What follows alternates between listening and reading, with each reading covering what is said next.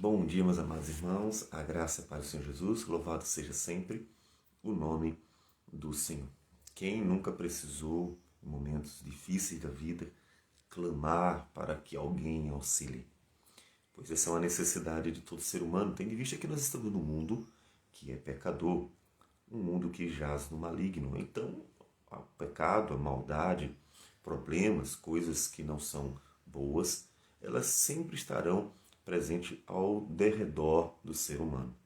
E como nós temos visto, Davi é uma grande testemunha disso. Um homem que foi muitas vezes maltratado e perseguido, porque Deus tinha planos na vida dele. Nós vamos para o Salmo 70. Salmo 70, versículo de 1 a 3. Agora, clamando ao Senhor, Davi diz: Praza-te, ó Deus, em livrar-me. Dá-te pressa, ó Senhor, em socorrer-me. Sejam envergonhados e cobertos de vexame os que me demandam a vida. Tornem atrás e cubram-se de ignomínia os que se comprazem no meu mal. Retrocedam por causa da sua ignomínia os que dizem: bem feito, bem feito. Davi coloca diante de Deus outra vez, mais uma vez ele clamando. Nós já vimos Davi clamando ao Senhor inúmeras vezes. No Salmo 40, Davi, que mais uma vez estava clamando ao Senhor, diz palavras semelhantes nos versículos de número 13 a 17. Praza-te, Senhor, em livrar-me, dá-te pressa ao Senhor em socorrer-me. E assim o mesmo clamor aparece naquele salmo. Porque o Salmo 70 é um salmo já compilado depois da morte de Davi. Davi deixou marcas profundas em Israel, marcas de o que fazer diante das lutas e tribulações da vida, marcas sobre o como proceder quando as coisas realmente não estão bem, principalmente quando os inimigos vêm contra Israel. Deixou marcas profundas, porque boa parte dos salmos de Davi são clamores, são orações, onde ele coloca diante de Deus, exatamente como Deus sempre quis. Talvez você pense assim: mas a gente vai ficar incomodando Deus o tempo inteiro? Bom, primeiro que Deus jamais seria incomodado. Em segundo lugar, é o prazer daquele que se fez o Deus do seu povo, aquele que se fez o pai de um povo, que este povo confie nele, que este povo busque-o em suas necessidades. Tanto que às vezes em que reis de Israel iam pedir ajuda diante de um problema, vinha o rei da Síria, aí o rei de Israel pegava e chamava o Egito para ajudar na luta, para livrá-lo do rei da Síria. Deus, nesse momento, dizia pelos profetas aos reis: por acaso vocês não têm Deus em Israel? Por acaso Deus está cego, surdo, mudo, não tem como agir em favor de vocês? E Deus exortava, dizendo: não chamem as nações ao redor que oram os seus deuses, que lutam em nome de seus deuses e que atribuirão a vitória aos seus deuses.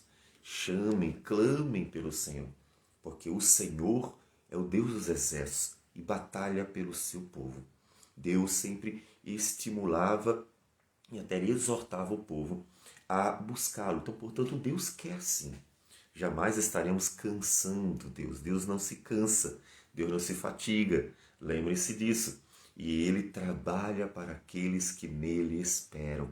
Como nos diz, e nós já lemos diversas vezes, Isaías 64, versículo 4.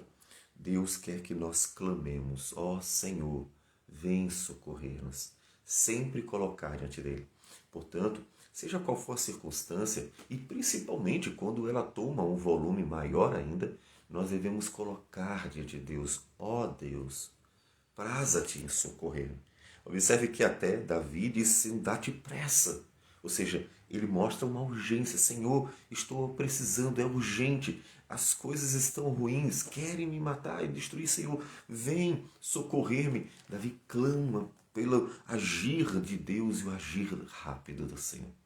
Nós podemos dizer que Deus ouviu as orações de Davi, porque Davi viveu e morreu com seus 70 anos, mas morreu no seu leito, morreu tendo dominado os inimigos ao redor da terra de Canaã. Portanto, podemos dizer, Deus ouviu as orações de Davi. Deus socorreu em suas aflições. Deus o ajudou. Deus não o abandonou, não o deixou. E isso para nós é de grande conforto, saber que aquele homem, quando clamava a Deus, Deus ouvia, porque o Senhor é bom.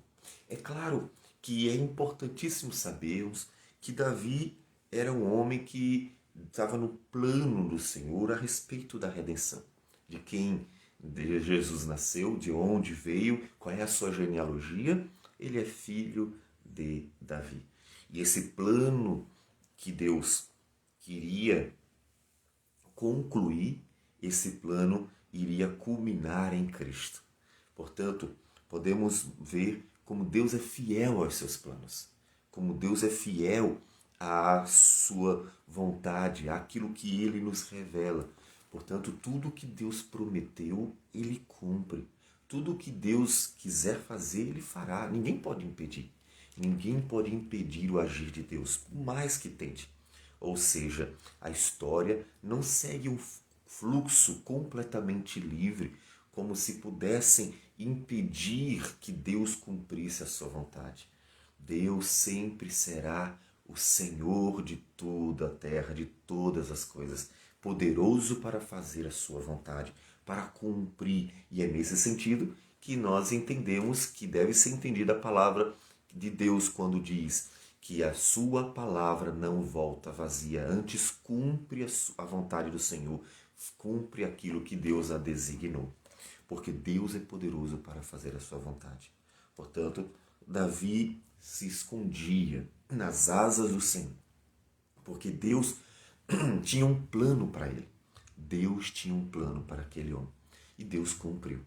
Cristo Jesus, o plano de Deus, o Redentor de nossas vidas.